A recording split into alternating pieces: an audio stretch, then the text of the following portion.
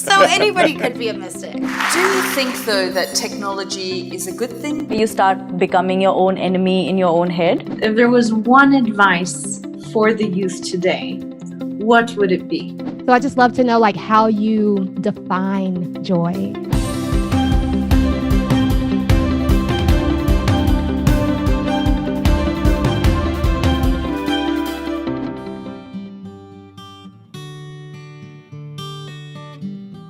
You are an Indian author, a yogi, a mystic, and a visionary.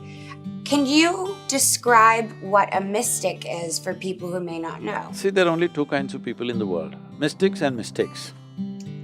Wow. Those who have made a mistake with their perception, they are mistakes. So much suffering happens because of that. If you perceive everything right, people will call you a mystic. Wow. So anybody could be a mystic. Of course. Wow. I love If it that. is- Thank you.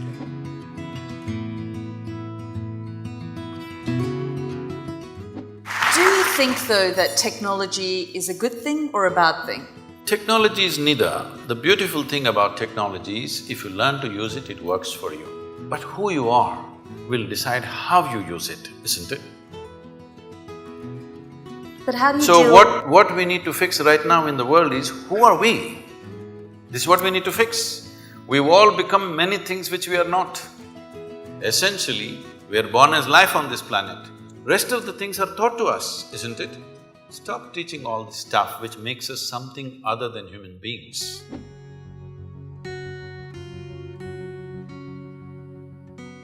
Right now, do you want to keep your mind, your thought process, pleasant or nasty? Tell me, what is your choice? Ideally pleasant. Just tell me, pleasant or nasty? You're thinking about it, this is… No, I'm trying to think, should I fox you and say nasty? Say it. Okay, nasty. I'm going to bless you now. No. Okay, I take back my words. Okay. Any human being's choice for themselves is definitely pleasantness, Yes. isn't it? Body, mind, emotion, everything and surroundings, you want it pleasant. Yes. So why is it not pleasant? Surroundings are not pleasant because of many things. Yes. If your thought and emotion are not pleasant, it's entirely you, isn't it? It's like this. On a certain day, a lady went to sleep. A lady went to sleep. In her sleep, she had a dream. In her dream, she saw a hunk of a man standing in that corner. And then he started coming closer and closer and closer. He came so close she could even feel his breath. She trembled, not in fear. And then she asked, "What will you do to me?" The man said, "Well, lady, it's your dream."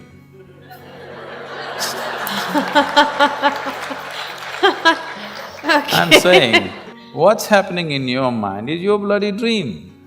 Now the problem with life is, not that life is not happening the way you want it, even your dream is not happening the way you want it. That's a problem.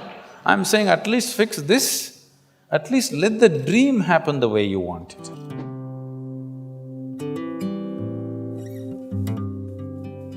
I did this campaign called #IPledgeToBeMe, which was against body shaming. And I got so many emails, but this one email stuck with me. It was by this 9-year-old girl who wrote to me saying she's suicidal because she's fat and dark, and her family used to tell her that you're never going to get married. Nobody's ever going to marry a fat and dark child like you. So I feel like, this whole thing where you start becoming your own enemy in your own head, I think that has been starting pretty young for a lot of people. The level of exposure today is such that what happened to you at 14 is happening at 9. Yeah. It's like preponed everything. It is, yes. So what happened probably in my generation at 18 happened to you at 14. What happened to you at 14 is happening at 10 or 9 now. So this rush to live… Grow up. To live, Okay. essentially to live early, you know. Everybody wants to live, they think it's a race. Yeah. If life is a race, you must win. If you must win, you must get to the finish line quick. First, yeah. That means what? You must be buried first ahead of others. If you win the race, you're finished, isn't it? Yeah. Life is not a race. It is a certain phenomena. How profoundly can we experience this phenomena is all there is. It's not something that you have to do. It is happening. Life is happening, isn't it? Yes. How profoundly will you experience is all there is in your hands.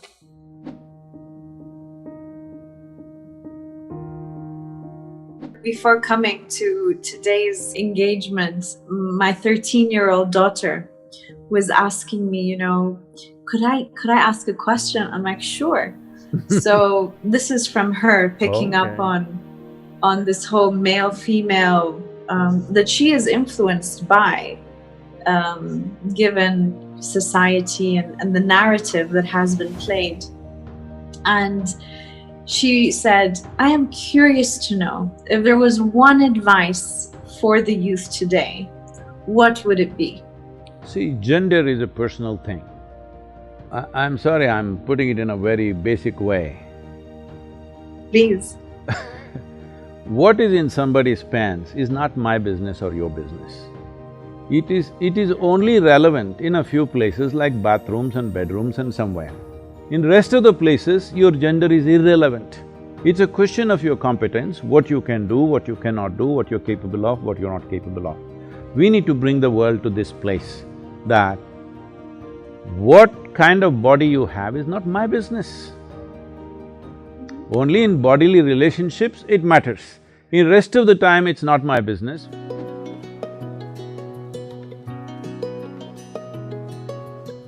So I just love to know, like, how you define joy.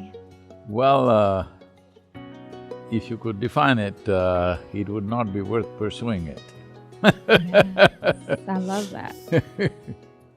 Because, see, we're calling it by different names. Essentially, it is life. If it's exuberant, in its exuberance, it may be joy, it may be blissfulness, it may be ecstasy. Well, if it's relatable, it may become love. These are all different manifestations of exuberance of life. Joy is not a philosophy that you take on. Like right now, it's become in pursuit of happiness. Where are you chasing it?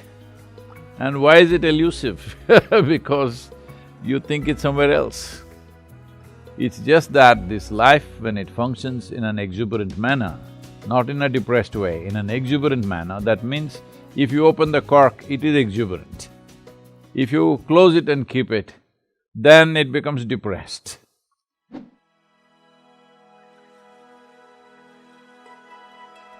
In this mass of life that exists on this planet, for all of them clearly drawn out lines by nature, you can do this, you cannot do this. For you, lines are not fixed, so human beings are not suffering their bondages, they're suffering their freedom because they don't know how to deal with it. Let's unpack that. It's the freedom that they're It's the suffering? freedom that they're suffering. What do you mean? Why do you think everybody's trying to bind themselves to somebody? Because they cannot be free. If they're free, they feel terrified. Why? Somebody has to hold their hand all the time. See, I cannot live without you, or I Thank cannot… You taking that. Whether I say I cannot live without you or I cannot walk without a crutch, what is the difference, I'm asking? See, right now we made it very romantic and Yeah. nice. If I say I cannot live without you, that's supposed to be the best thing. No, I can live perfectly without you, Right, but by choice I'm having you here. right. Isn't this a great thing? Right, absolutely.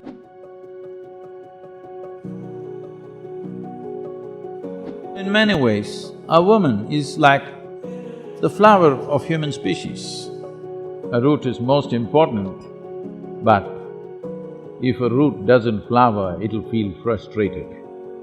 The fulfillment of life will not happen. If feminine has to find a place, the right place in the world, we need to create a balanced society where the finer aspects of life are as important as survival. If in our education systems, music, art, aesthetics become as important as science, mathematics and technology, only then feminine will find expression in a society. This must come into our education system, this must come into our social milieu. So, in only making this happen, empowerment of the feminine can happen.